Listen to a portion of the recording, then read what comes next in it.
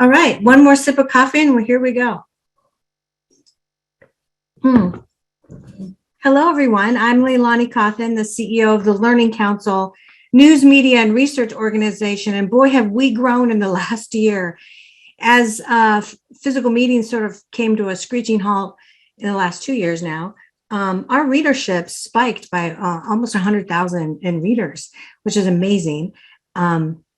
So there's a lot happening that we're going to comment on throughout the day. I'm also, as everyone knows, a proud EduJedi Grandmaster, and that group has also grown exponentially. We just had to ship out more plastic lightsabers yesterday. So I want to make sure everyone knows, take a break at any time. Doug Cauthen, our Chief Operating Officer, is going to be in the background, making sure that if I don't notice, somebody notices. If you raise your hand and we want to unmute you so you can comment on anything along the way and you feel part of this whole event, please do type in comments, raise your little digital hand, however you want to roll. And then we want to thank our sponsors, Classlink, Scholastic, Learning.com, Renaissance, Cisco, Scholastic Digital Solutions, and Renaissance. New stuff that will show for Scholastic. We heard from Renaissance yesterday, and Learning.com and Classlink and Cisco. Amazing things. These companies have really stepped up during sort of tough times for them as well. So here's how our day is going to roll. First, I'm going to introduce these two lovely ladies, Dr. Nicole DeVries and Dr. Sharon Shewbridge from Virginia Beach Public Schools, longtime friends of ours. We've worked with them for many years. And then we'll do a review through Chris McMurray, who's a former educator from the West Coast, on what's happening with the EduJedi Society. There's been over 20 meetings with them over the summer, a lot of activity. So we're going to hear from them what they're doing. And then I will brief on the hybrid logistics infrastructure in full, so everyone understands what's going on with that big project. Then we'll do a little video and we'll end off the day with a guest panel. This is where we're going to try to stump Dr. DeVries and Dr. Shewbridge. Not in a mean way, but it'll be fun. I have lots of questions. So we probably won't get to all of those questions in their first half hour, because we really want to know from them kind of what's going on. So I'm going to turn over the screen, shut off my camera for the brief moment that they're speaking for the next half an hour, and really find out from them what's been happening for the last year and a half and all of that stuff. So over to you two. Thank you so much for joining. Well, thank you, LeiLani. Thank you for having us. Do you mind if I share my screen? Go ahead. You now have screen sharing. Okay. And like I said, I'll be on mute, but I'll be lurking. Okay, sounds good. Let me get back to the beginning here. All right. Well, hello, everybody, and thank you for having us. And I think that what we talk about today is going to resonate with everybody. I think we're all in the same situation. We've all been dealing with the same challenges over the past year and a half now. I think, LeiLani was joking earlier, it seems like 10 years in some respects. And in some respects, the day goes by so fast because we deal with 100 challenges in a day that it feels like it's been a very short time. So the things we hope, Dr. Shewbridge and I hope that the things that we talk about today are lessons learned, the things that we've gone through, and how we're going to plan to move forward resonates with you as well in your school division. So just as a couple of short introductions, I'm Nicole DeVries. I'm the Director of K-12 and Gifted Programs in Virginia Beach Schools, and I'll let my colleague introduce herself. I'm Sharon Shewbridge. I'm the Director of Instructional Technology. Great. So for those of you who might not know a lot about Virginia Beach, except that we are on the beautiful East Coast on the ocean, we are a beach town or a beach city, but we're a pretty large school division. We have about 67,000 students, 86 schools and centers combined K through 12. We have a very unique and interesting demographic in our school division because we are a military town. So we have 23% military connected youth, which presents its own challenges because we have a lot of transients in terms of people consistently moving in and out because of the Navy base that's here. We also have a 40% of economically disadvantaged students. I will tell you that our English, something that's become a a high need area and focus area for us recently in the past few years is with our English language learner population. That has increased 60% over the past 3 years. So we also have a lot of transients within our school division where students are moving from school to school.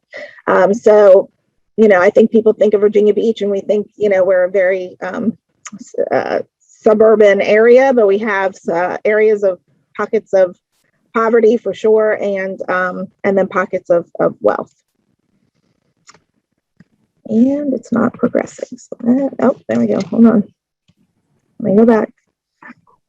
Okay. So today, Sharon and I are going to talk about really 3 big questions that we started with when this whole pandemic thing blew up in our faces. So the first thing we really had to think about, and Sharon will go into this in a little bit of detail later on, is do all students have access to a device and to internet connection? We do have a one-to-one initiative, but that proved very quickly that didn't necessarily mean a whole lot if not everybody had internet.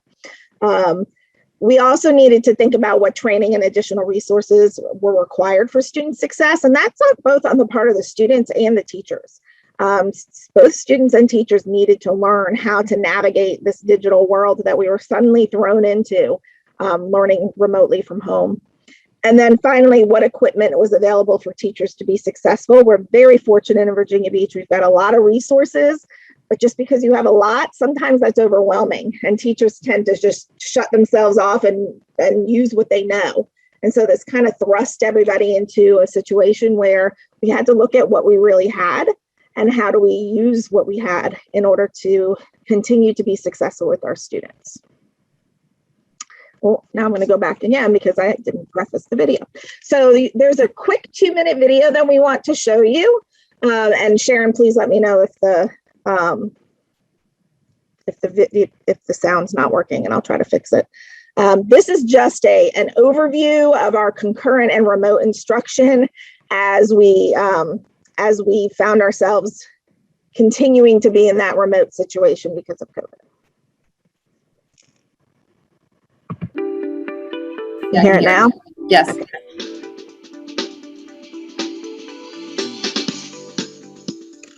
COVID-19 may have changed how we go about our daily lives, but it has not changed the need to keep students engaged in their learning. At Virginia Beach City Public Schools, we have been training our educators for concurrent instruction, where they teach 2 groups of students at the same time. Some are face-to-face, while others are virtual. Training has been underway since August and continues every Monday. Concurrent instruction requires an effective blend of skills, equipment, and technology. The students here at Lansdowne High School are taking a class while their teacher is still virtual. All of these students are taking different classes. Their second block, they will go to their face-to-face teachers. Our ITSs provided us with a variety of choice boards on Mondays on our asynchronous day. So we were given opportunities to look at podcasts, to look at just different self-paced activities that we could do to help us prepare for this concurrent learning. We started the school year with just Chromebooks, and she made sure that all of the teachers got a laptop and a Chromebook. Having the dual devices has been crucial to teaching both face-to-face and virtual students. When I first heard that we were having 8 teachers who were going to teach concurrently, I was definitely filled with a little bit of fear. Luckily, it was a very simple thing that the teachers were going to extend their desktop and show the students in the classroom exactly what the students at home were going to see on a Google Meet or a Zoom or whatever platform the teacher was using. At first, I thought it was going to be just a lot of independent work, and it turned out to be a lot different than I expected. It keeps us all engaged into the topic, and she's making sure she checks on all of us and making sure we're all involved. Through advisory, we were given lots of opportunities to explore SEL strategies. We're given a slideshow that we can use to help get those kids connected with that and meet those social emotional challenges, especially for our kids that are home at the same time our kids are here. From the very start, the Department of Technology and the Department of Teaching and Learning offered a training.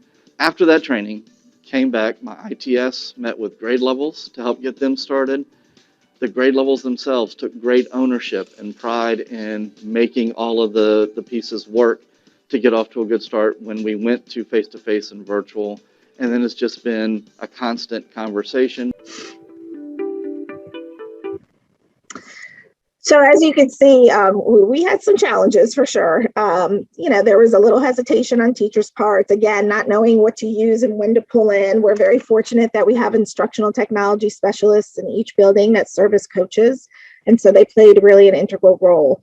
But the first thing we had to look at, because we were remote, was this idea of, do all students have access to devices and internet connection?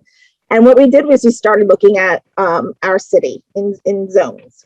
And so this is an example of that on our map. And what you can see on this map is that we have concentrated areas where, even though where all those little blue dots are in the center of our city, out toward the northwest part of our city, even though those students all had devices, those were all students who didn't necessarily have access to internet. And that was a problem because, when we were just one-to-one and students were in the classroom, students were able to still have access to things offline. And so they could go home, work on something offline for school, for classwork, come back to the classroom and it would sync.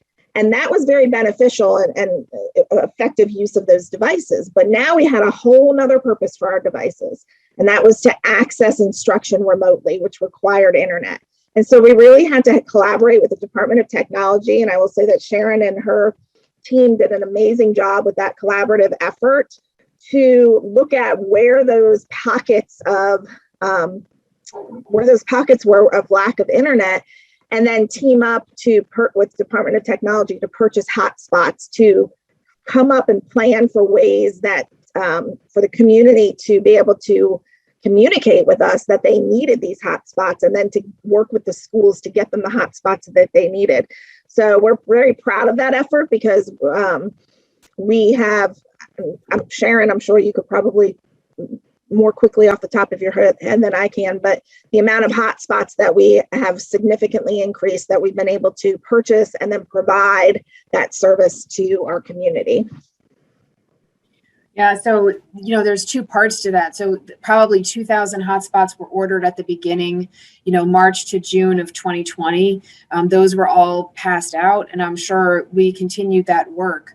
It's interesting, thinking even back when you look at the map on the previous slide, we've also worked with public utility, right? So a lot of our conversation with Department of Technology has really become, internet capability at home should be a public utility like water, like sewage, those pieces, trash pickup, that it's become that much of a necessity, especially for student success as we move forward. So it's interesting when I've talked to people around the country that keeps coming up as a theme of why we don't have internet access as part of your public utility. As we moved on and, thought about, okay, so students having access, part of it was also then what do teachers have? When you're in a building, your classroom is set up for success, but now that you're at home, what does that look like when you're at home? And so we started to create, sort of short training videos, basic setup for laptop and interactive whiteboard. And when teachers came back and we started to have opportunities for people to be face-to-face and virtual, what did that look like? And we had to design some training for teachers to teach concurrently. And we met with the DOT, the Department of Technology folks. So I'm on the instruction side, and I'm in the Department of Teaching and Learning, but I very much partner a lot with our Department of Technology, and I live sort of in the gray between those two teams.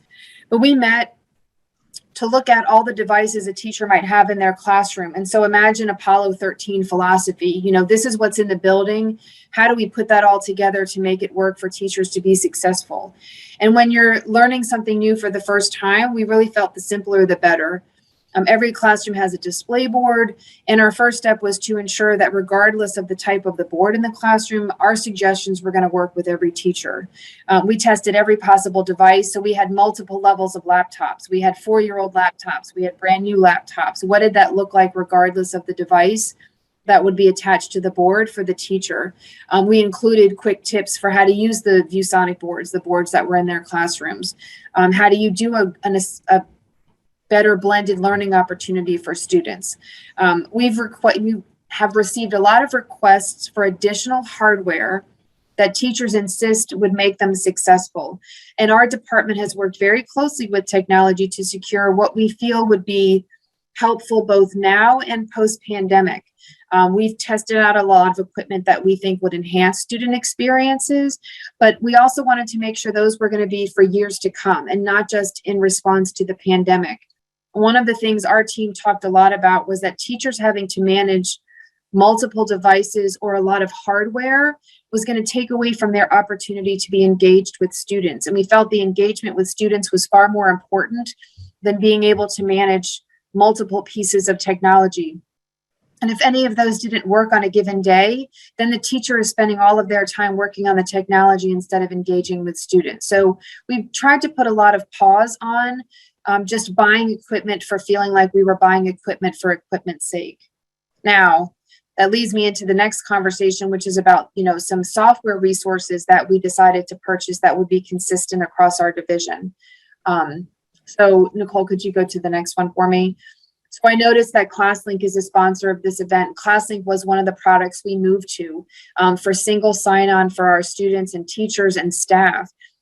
It was a way for us to securely give access on any device. So whether or not a teacher or a student was using a Chromebook or a laptop or their phone or their parent's device, they could successfully get to all of our materials through their single sign-on through Classlink. And that was a very valuable tool in the middle of the chaos. And to learn a new tool, you always think, oh my gosh, you can't introduce something new to teachers when there's so much other stuff going on. Classlink and then the other one, Securely Classroom, became two very powerful tools our teachers used to support their students regardless of being face-to-face or virtual. So Securely Classroom allowed our teachers, if you've ever used GoGuardian, any of those products, things like that, allowed the teacher to monitor what a student was doing on their Chromebook, could redirect them. Hey, I noticed you're not on the Discovery Ed tab. Could you please close the one you're on and go there? I noticed you still have YouTube open. That was a private message between teacher and student. The teacher could limit the number of tabs the student could have open. The teacher could force a link to everybody's computer. So a lot of our teachers found great power in accessing Securely Classroom. Seesaw, if you haven't seen that product, we use it a lot with pre-K2. We extended it this year through 5th grade. It creates a learning loop that unites our students, teachers, and families, and gave so many opportunities for our students to create, think critically, communicate, practice citizenship skills, and it had a built-in blog. Our parents could see immediately their students' post. A parent could send a reaction to their child, so then the child would like, oh, wow, mom saw my picture today. We also see it as a way to develop and create a portfolio for students to start to curate and collect works of substance. Granted, it's just elementary, but it's helping our kids think about what do I want to come back to, or when I'm in 5th grade to look back and say, look at how far I've come. And the last piece is, as Nicole mentioned earlier, we've had a learning management system for the last 6 years. And while we didn't use it maybe to the best of its potential or the fullest of its potential, once we went out, it was beneficial to have a consistent place that all of our teachers and students were going for material. And we made some modifications to how we used the platform. When we realized after March, April, May, June, we made some modifications for the next school year rolling in. The next thing, we had to talk a lot about was training. So we did introduce several new pieces, but then when we went out for the first time, we had teachers that had never done a screen recording. They didn't know how to record a lesson for asynchronous delivery. We included best practices for blended learning. We included links to how to actually deliver a live web meeting. So how many of you in March 1st of 2020 would have ever known what Zoom was other than a TV show when I was a very small child? I realize it's gray. I looked at that picture of me in the beginning and thought, oh my gosh, that's a year ago. I don't look like that anymore. But I didn't know what Zoom was. I had never used the big blue button that lived inside of our learning management system. And we had teachers that suddenly had to deliver instruction that way and didn't know how or what were the best practices. So we quickly put together a website of resources that were going to help our students be successful because our teachers had success. And we felt like that was really important, that our teachers had a place to go. We also started to put out a weekly little blurb that was called Harnessing the Power of Technology. Nicole, if you could go to the next one. And Harnessing the Power of Technology, we just did little ideas that here's some tips for Google Meet. Here's how to use Flipgrid. Here might be a way to collect some analytics for your class.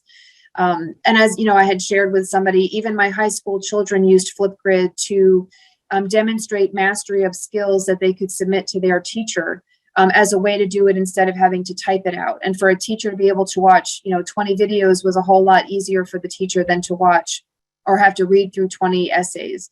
And so we just would provide little tips each week for teachers, tiny nuggets to help them keep moving in the midst of not knowing what was going on or what was next. And then the last thing around professional development that we did is we developed a course called Strategic Moves for Virtual Learning. And that became a required course for all teachers prior to the start of last school year. And it is still available for teachers to go back to and review. Again, we wanted the focus to be on wellness and social emotional learning. So when we started school last year, we didn't want to jump right into instruction. We wanted to say, hey, gang, we're learning differently this year. Let's build a community on this Zoom link or on this Meet link. Who are we? What do we care about? And then moved into how to use the digital tools seamlessly for students, how to get ready for different instructional opportunities for the students. Last year, and some of your schools may have tried this, we did asynchronous Mondays, which allowed for teachers to plan what they would do for the rest of the week. And on those asynchronous Mondays, we pushed out lessons and had ideas for what students could be doing when they were virtual. And again, some of these strategic move ideas were part of that instruction, trying to make sure teachers were prepared for that. As we started thinking about student development and having to make sure there was a continuity for students, we created a summer learning boost course for pre-K 5 students. And if you clicked on any one of those balloons, it would take you to a Bitmoji library, and there would be different centers, just like a classroom, the math center, an English center, a small group center, and all of the sites had ESL components for our students who were Spanish speaking or for our Spanish immersion students. This was available to all of our students pre-K 5 and was optional and asynchronous. And so parents could have their students participate or not, and it didn't impact anything that happened for the next grade level year. In addition to the pre-K 5 site, we also created one for secondary. And a lot of our secondary ones were things like, getting ready for pre-algebra. So maybe you took 8th grade math, you're going to be taking pre-algebra as a freshman, but you're just not sure you got all the skills you needed. It was a mini course, maybe like 10 lessons. I can't even remember if there was 10 lessons that a student could work through. Teachers would provide office hours over the summer, so a student could jump on an office hour with a teacher to get clarity. But each of those we had them for math and science, opportunities for kids to stay on track if they were looking for advanced coursework. So we did that in the summer. Again, they were optional, and they were available to all of our students. And Nicole, I'll turn it back to you. Sure. Thanks, Sharon. Gosh, when I think about, I'm sure you guys are the same way. When you think back at, I think when you're in the moment, you're just trying to focus on the moment. But when you have a chance to reflect and you think back at all the things that you've accomplished and done, it's pretty remarkable. So what have we learned? First thing is too much focus on the device is not transformational. And that's something that when we went one-to-one back in 2015, we really worked with first select schools and then spanning that out across all of our schools in the school division, really tried to work with administration and teachers to think about how to use devices, how to use technology in a transformational way anyway. And so it was a purposeful decision. Sharon was involved with a lot of those conversations on, as she had said, of what do we purchase for teachers. We don't want to overwhelm them. We don't want to purchase something that's great for the here and now, but it's not going to be beneficial to us later on in the future. So thinking about how do we continue to transform learning for students so that it continues to be moving toward that student-centered component. The other thing that we learned is what I had talked about earlier when I displayed that map, is that we still, despite the fact every student's one-to-one and we have all of these platforms, we still have a pretty significant gap in student access. And so thinking about equity of access, how do we continue down the road that we started out of necessity of providing opportunities for parents to reach out to us as a school division and say, hey, my child doesn't have internet, can you help us? And so making sure that we continue those community partnerships, continue to be able to provide hotspots to families, et cetera. And then the other thing, which to me is the most interesting, is this like kind of dichotomy of perceptions of instructional practice. I think that, you know, as we moved to remote, it really uncovered a lot about teachers and staff's understanding and really mastery of technology and the power of it. And it either uncovered that there were teachers who were very, very uncomfortable, and it pushed them in a direction out of necessity that they weren't really willing to go before, but knew that now they had to. And some teachers actually thrived in that environment. It provided them with, it gave them a new sense of, I don't know, energy. And they were, I think, surprised themselves that they were doing things that they never thought they'd be able to do. Some of them thrived in teaching in a virtual environment and realized that that's really where their expertise really lied and where they enjoyed to be. It also uncovered the fact that some teachers were using technology, despite all of our training, as just a way to push what they would have been doing with students in the classroom. For example, PDFs, worksheets. And it perpetuated a practice of, this is an easy way to push something out and get it graded real fast. And it actually decreased the level of student engagement and teacher to student interaction. And so we continue to work with those teachers, although I think that's a very small group, but you still, you don't want to ignore the small group, then it becomes a big group, right? So we want to still provide that support.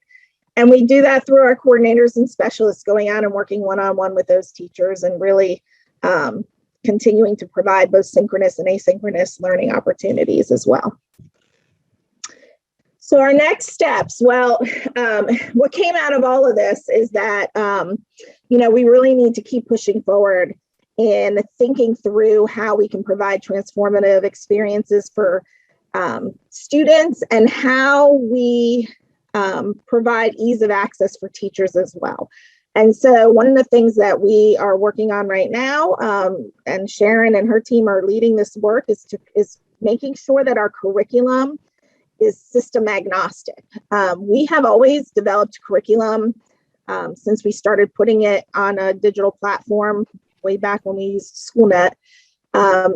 We would literally build it in the system. And clearly you could see how that is problematic, because nowadays, as you move quickly from system to system based on your evolving needs, you need to make sure that your curriculum is accessible to teachers very easily, no matter where the learning management system lives. So for example, we are in the process of going between two different learning management systems. So instead of moving all of our curriculum from one to the other, we are building Google Sites so that teachers can always access their curriculum on Google Sites. And then the other thing is flexible scheduling. This was a really interesting push that we probably needed, that gave us some momentum. So because we went to remote learning, we actually put out, we have always been on an AV block schedule for our high school, our secondary students. And we moved to a 4x4 schedule for remote learning, really to ease the burden of both teachers and students, so that they wouldn't have to navigate 8 classes or 6 classes, that they would only have to navigate 3 or 4 at a time. And what that showed us, illustrated, was that by having some sort of flexible scheduling in place, you could better meet the needs of students. We had a greater number of students graduating last year in January than we ever have before, because they were able to just get through what they needed to get through and demonstrate success and mastery. We are in the process of redesigning our high school and middle school experience, really beginning with high school. And one of the things that we're talking about is, what does flexible scheduling look like? And we're using those models from the past year and a half during COVID to kind of help frame what that could look like moving forward. And how do we bring in things like distance learning and virtual learning as options for students, so that they can either have a fully virtual learning experience or a blended experience based on what best fits their schedule. So that's where we are. As always, have lots going on. Well, this is completely awesome, right? So now I have like 50 some questions, because you said a lot of things that I think are going to be really helpful for a lot of our readers. You know, a lot of the people that follow us, and just, you know, we get people watching these videos after we interview a district, and they share. Like when we did the superintendent of St. Paul, Minnesota, 6,000 people watched that video the next day. So, Wow. So there's going to be a lot of viewership and wanting to ask you a ton of questions, but I'm going to save them for now. Okay. And I wrote down already 6 of them. So I'm going to be hitting you up at the last, half hour, but really good work. I'm thrilled that you two are there, right? Leading this learning revolution for everyone. And I know you're still living through it, but thank you so much for your share.